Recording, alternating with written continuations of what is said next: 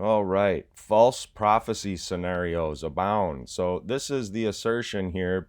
Brother Todd Camp, who is a dispensational futurist, he is wedded to the false dispensational futurist eschatological system. So this is his system here. The five main false teachings of the dispensational futurist eschatological system. He teaches a pre-trib rapture, which is the rapture and the second advent are two temporally separate events that is separated by a period of time. This is, of course, false. The Bible doesn't teach that. It teaches that at the second coming, that's when the rapture happens. That's when the resurrection of the saints happens and the rapture. Jesus takes us to himself, that is, into heaven. But this is a pre-trib rapture, is the dispensational futurist false teaching, followed by a mythical 7-year period of tribulation taken from a false interpretation of Daniel 9:24 through 27 in the 70 weeks. And they think the 69 weeks were fulfilled way back in the first century, and then there's a huge time gap before the 70th week, the final week of the 70 weeks, begins. And they only begin after the rapture. And then, and then the rise of the Antichrist, Nikolai Carpathia, or Damien from the movie The Omen, and all that nonsense. But here's what they're teaching. They're teaching the rapture might happen in September of 2025. So I wanted to catch this at the end of August here, 2025, so that when September comes and goes and the rapture has not happened, we can look back and say, oh, what a bunch of false prophets, what a bunch of false teachers. Hopefully, his, roughly 30,000 subscribers will see that he's a false teacher. And the whole reason for this is because of his whole false system. This whole system is false. And that's the problem here. So 2025, September of 2025, they're asserting that the rapture might take place at that time. Hey guys, I've got something very compelling that I believe everybody needs to watch. I'm not trying to alarm anybody. I'm not trying to be a doomsday sayer, or I don't claim to be a prophet or anything, but I think... But you're trying to speak prophetically, though, so that's no excuse. You have no cover for this. This is nonsense. When you watch this video, you'll understand why I wanted you to watch it. It's very compelling, and I think it's a very important thing that we need to take into account. It's only compelling if you're duped by the dispensational futurist eschatological system. That's the only way it's compelling. So, with no further ado, check this out. Okay. I am going to do my best to keep my composure and get this out to you, because... Okay, so this fella right here that Todd Camp is playing is eventually going to talk about the rapture, and then followed by 7-year period of tribulation, during which time the modern nation state of Israel will have, again, the pivotal role to play. So all the presuppositions of the dispensational futurist system are here. The modern nation state that calls itself Israel has the pivotal role to play in end times events. This is obviously fallacious, but that's their system. Let's see if I can get to it here. He does mention the rapture. We are told no one knows the exact day or hour. And see, and isn't it interesting? The rapture, we are told no one knows the day or hour, but we will know the second advent because it'll be 7 years after the rapture. So we do know, according to dispensational futurist false eschatology, they do know when the second advent, the day and the hour, it'll be 7 years after the rapture. We don't know the day or the hour of the rapture, but 7 years later, it's just 7 years after the rapture. So we do know the day and the hour of the second coming, you see, because it's 7 years after the rapture. So this is what this false prophecy scenario does to people's minds. It corrupts their thinking. The Feast of Trumpets, even though it seems evident Jesus fulfilled his other times in ministry on the earth on the exact day of one of the Jewish feast days, and the next one is the Feast of Trumpets, and it lines up prophetically with that. But the Feast of Trumpets is not knowing the exact day or time, because you have to see the new moon come in. And it could be one of the two different days. Oh, new moon stuff. Are we talking John Hagee stuff? You know what? You got to feel for these people. The problem is people actually listen to this and hold to it as if it were God's truth. And it's not. It's not. They're duped by a false system. And this is what is leading to these false speculations about the rapture happening in September of 2025.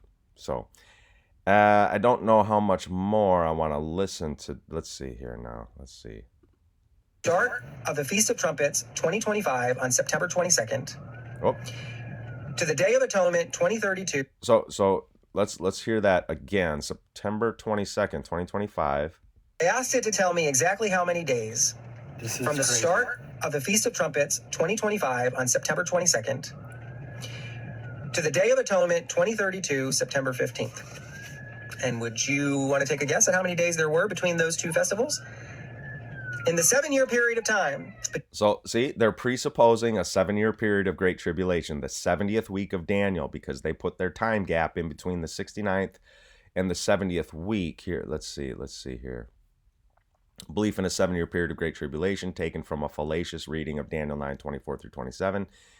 They believe that the 70th week, the 69 weeks were fulfilled in the first century at the triumphal entry of Christ, according to dispensational futurist false eschatology. But then the prophetic time clock stopped, and there's a big, huge time gap before the 70th week, or the last 7 years, day equals year principle. You have to use the day equals year principle here, or else the prophecy makes no sense. They believe that that is still seeking future fulfillment, the 70th week, or this last 7 years. Has not been fulfilled, and that it awaits the rapture, pre-trib rapture, for its commencement. Only then will the majority of the events of the book of Revelation begin to unfold, Revelation 6 through 19 or 4 through 19, depending on what dispensational futurists you're talking to. So basically the whole book after the letters to the 7 churches, those will only be fulfilled during this 7-year period. Okay, so starting in the book of Revelation, after the letters to the churches, the 7 seals, the 7 trumpets, all these things will only begin to unfold during that 70th week or last 7 years of Great Tribulation. So the whole book of Revelation has not been fulfilled. All of it awaits future fulfillment, rather than being a prophetic view of all of church history, which is historicism. That's the view that I hold. They believe that most of it, no, it's going to happen in this last 7-year period. So my rebuttal, of course, is twofold. There is no justification for the insertion of a time gap in any of the time-specific prophecies of Scripture. This includes the interpretation of Daniel 9:24 through 27 and the famous 70 weeks, or 490 years. Once the prophecy begins, it continues in sequential order with no time gaps allowed. My second rebuttal is even a little more in-depth. Dispensational futurists fail to interpret Daniel's prophecy correctly, Daniel 9:24 through 27, because they begin typically with the wrong date and decree of Artaxerxes. They usually begin with the second decree of Artaxerxes, given in Nehemiah chapter 2, verses 1 through 8. Given in the 20th year of King Artaxerxes, Nehemiah 2:1, in the month of Nisan. This was the year 445/444 BC. We put a backslash there because we don't know if Daniel is, in his prophecy, is utilizing the Babylonian calendar or the Hebrew calendar. So we're just not, and one begins their new year in the spring and one begins their new year in the fall. Okay, so we're not sure what Daniel would have been using in his prophecy. So I put a backslash, 445/444 BC. That's usually where they start. But if we add 483 years to this date, that is 69 weeks, because remember they say the 69 weeks were fulfilled by the first century AD, and then there's a big time gap before the set. So 69 weeks is day equals year equals 483 years. All you have to do is add 483 years to this 445/444 BC date, the proposed date for the beginning of the 70th weeks, which is the wrong date and decree. But add 483 years to that, you come to 3839 AD. But there's a huge problem with this. Nearly all scholars agree that this is way too late for the triumphal entry of Christ into Jerusalem before his crucifixion, and that a more appropriate date would either be 30 or 33 AD. I believe the 30 AD date is the most plausible one for the crucifixion of Christ. Some hold to a 33 AD date. I think 30 AD is better than 33 AD. But the more accurate date and decree of Artaxerxes Longimanus for the commencement of the prophecy is found in Ezra 7, 11 through 26, the first decree of Artaxerxes, which took place in 458/457 BC. If you look at Nehemiah chapter 2, the proposed commencement date that the dispensational futurists are working from, this is not an official royal decree. They were passport letters given to Nehemiah to go from Babylon. Nehemiah was the cupbearer of King Artaxerxes, and even Artaxerxes and his wife. Nehemiah went to Artaxerxes and it was like, if it please my lord, if I found grace in please the king, if I found grace in your sight, let me go to rebuild the city that has been broken down by some overzealous Samaritans. And they're basically like, well, when are you going to be back? They were kind of afraid to lose Nehemiah as their cupbearer, both Artaxerxes and his wife. When are you going to be back? Anyway, so the king was rather dependent on Nehemiah, but it only took him 52 days. So this was just repair work that needed to be done. So the king, Artaxerxes, wrote passport letters to Nehemiah to travel from Babylon to the province beyond the river, that is, to Judah, to help in the rebuilding there. But those were passport letters, not an official royal decree.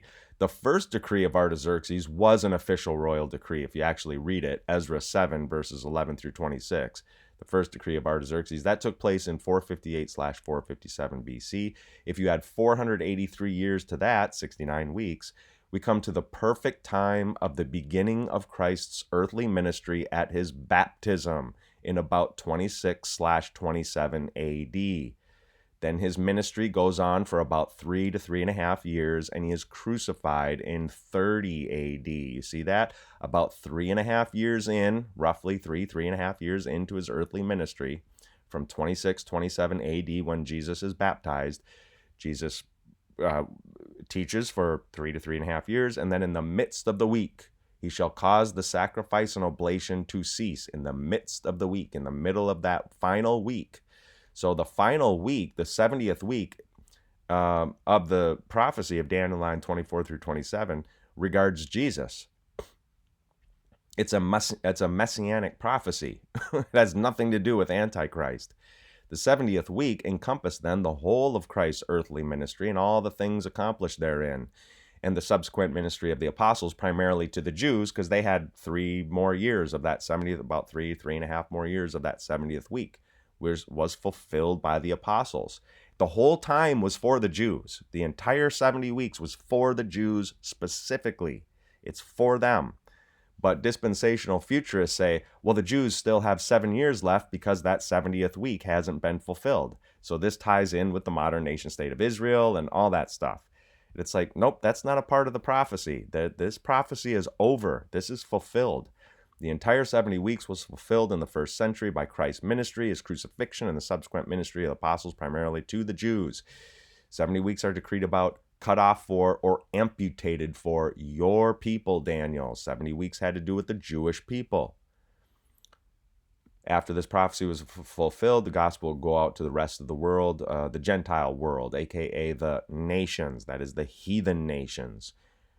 Dispensational futurists, again, are wrong to insert a time gap between the 69th and 70th weeks of the prophecy, and are wrong in their proposed commencement date. Their math doesn't add up.